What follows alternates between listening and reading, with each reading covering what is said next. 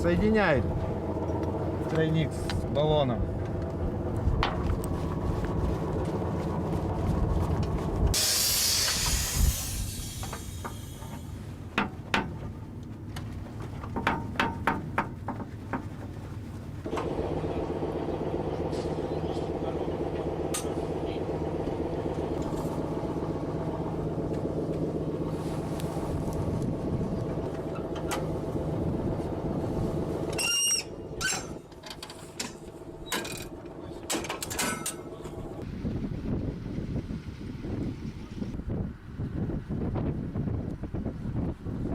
Все равно она в строй встанет в наш и будет приносить. Да, да, конечно. Какую-нибудь пользу по-любому будет приносить.